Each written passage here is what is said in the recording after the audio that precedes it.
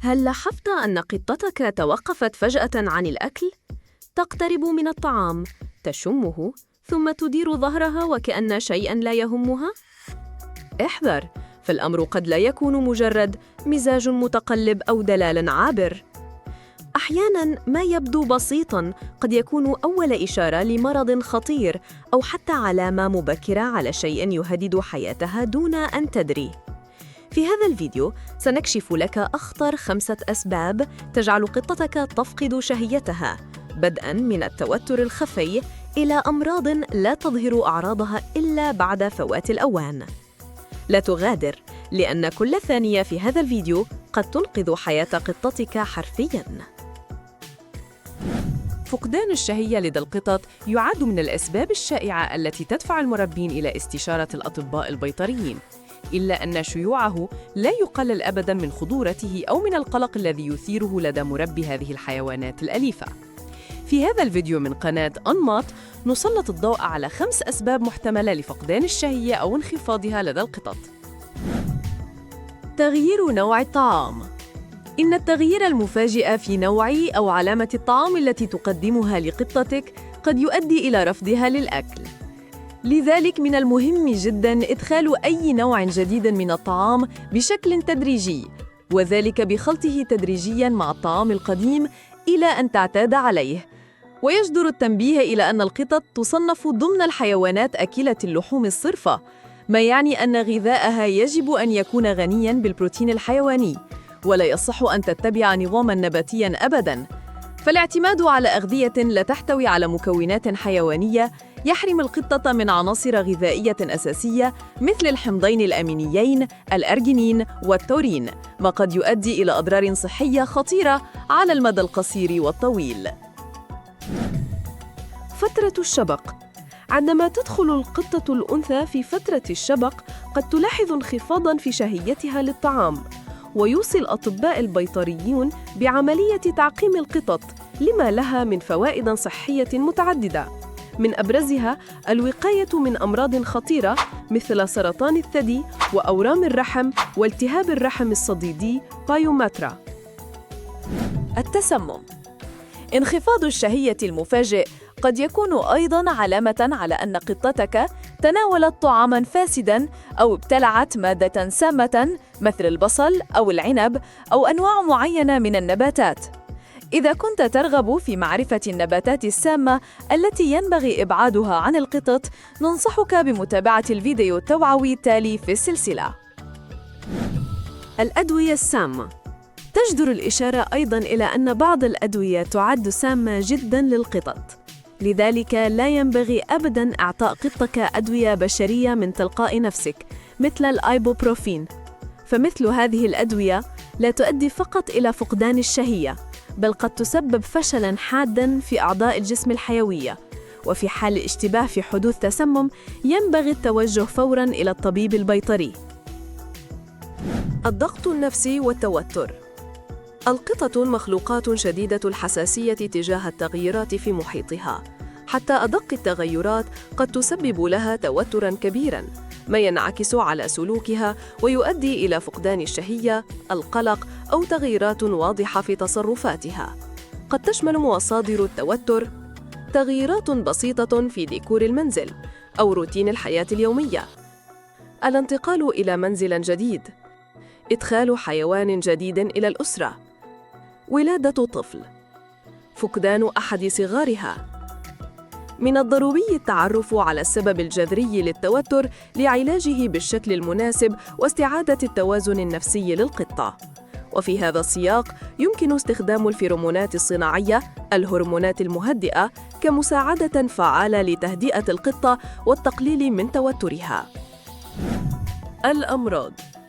إذا لاحظت أن قطتك لا تأكل كالمعتاد وتشرب أو تتبول أكثر من الطبيعي، فقد يكون ذلك مؤشراً على أمراض الكلى.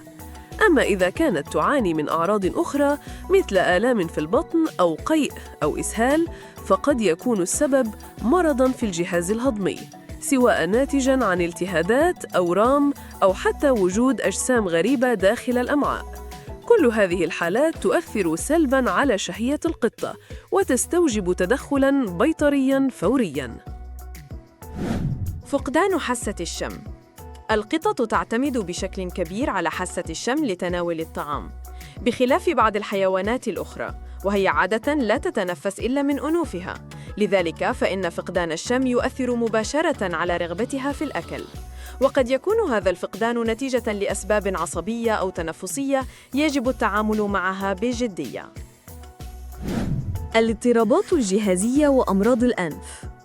فقدان الشهية لدى القطط قد يكون ناتجاً عن أمراض جهازية أو أمراض مرتبطة بالجهاز التنفسي العلوي، مثل متلازمة الجهاز التنفسي لدى القطط، والتي تعد من أكثر الأسباب شيوعاً في هذا السياق. هذه المتلازمة قد تتضمن عدة أنواع من الفيروسات والبكتيريا، وتؤثر بشكل مباشر على حاسة الشم والقدرة على تناول الطعام. الأمراض الفيروسية الخطيرة.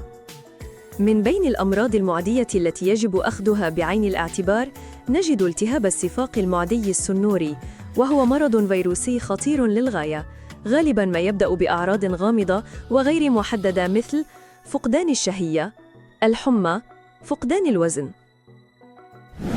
متى يجب زيارة الطبيب البيطري؟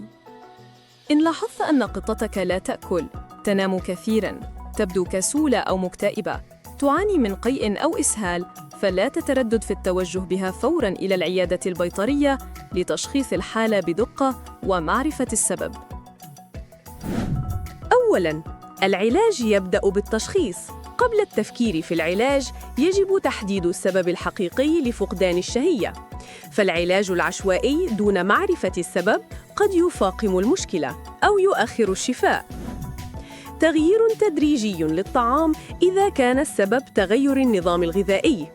لا تغير نوع الطعام فجأة.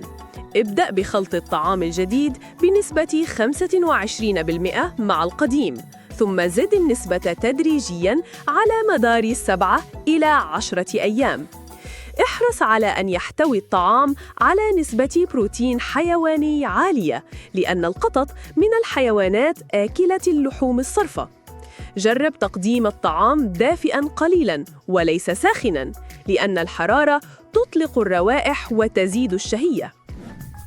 علاج السبب المرضي إذا كان هناك مرض عضوي. فحص بيطري شامل ضروري في حالة وجود أعراض مثل قيء، إسهال، خمول، فقدان وزن. يتم العلاج حسب السبب. أمراض الكلى، نظام غذائي خاص وأدوية داعمة. التهابات الجهاز الهضمي، مضادات حيوية أو مضادات للقيء أو سوائل وريدية. التهاب الفم أو الأسنان، تنظيف الأسنان أو خلع الأسنان التالفة، زائد مضادات حيوية. تقليل التوتر إذا كان السبب نفسياً أو بيئياً. حافظ على روتين يومي ثابت، مواعيد الأكل، اللعب، النوم. استخدم الفيرمونات المهدئة، متوفرة على شكل بخاخ أو موزع كهربائي. وفر مكاناً هادئاً وآمناً للقطة للاختباء فيه. تجنب تغيير أثاث المنزل أو إدخال حيوانات جديدة إن أمكن. تحفيز الشهية بطرق طبيعية. تقديم أطعمة ذات رائحة قوية مثل التونة أو الدجاج المسلوق بدون بهارات. إضافة مرق الدجاج الطبيعي غير المملح إلى الطعام الجاف. تقطيع الطعام إلى قطع صغيرة ليسهل مضغه، خاصة إذا كانت القطة تعاني من مشاكل في الفم. استخدام محفزات شهية دوائية بإشراف بيطري فقط. هناك أدوية آمنة تستخدم لتحفيز الشهية لدى القطط، مثل ميرتادابين أو سيبروهيبتادين، أو مكملات غذائية خاصة. لا تعطي القطة أدوية بشرية أبداً مثل الإيبوبروفين أو الباراسيتامول، لأنها سامة جداً للقطط. الترطيب والدعم الغذائي إذا كانت القطة في حالة ضعف عام. استخدام السوائل الوريدية أو تحت الجلد في حالة الجفاف. تقديم أطعمة لينة أو مهروسة سهلة البلع. في الحالات الشديدة يمكن للطبيب إدخال أنبوب تغذية مؤقت لدعم القطة حتى تستعيد شهيتها. نصيحة أخيرة: راقب سلوك قطتك بعناية، وإذا تجاوز فقدان الشهية أكثر من 24-48 ساعة لا تنتظر، توجه فوراً إلى الطبيب البيطري. قطتك لا تستطيع أن تخبرك بما تشعر به، لكنها ترسل لك الإشارات، وكل ما تحتاجه هو أن تصغي لها بقلبك. إذا ساعدك هذا الفيديو على فهم سلوك قطتك أكثر، فلا تبخل علينا بإعجاب صغير، فهو بالنسبة لنا دعم كبير. ولا تنسى الاشتراك في القناة وتفعيل زر الجرس، لأننا هنا لنرافقك في كل خطوة من رحلة تربية قطتك، من أول مواء حتى أعمق لحظة فهم بينكما. شاركنا في التعليقات، هل مررت بتجربة فقدان شهية مع قطتك؟ كيف تعاملت معها؟ نحن نقرأ كل التعليقات ونرد عليها بكل حب. نلقاكم في الفيديو القادم، ومعاً نمنح قطتنا حياة أفضل. إذا أعجبكم الفيديو لا تنسوا الإعجاب والاشتراك في قناتنا لمزيد من المعلومات حول تربية القطط والحيوانات الأليفة.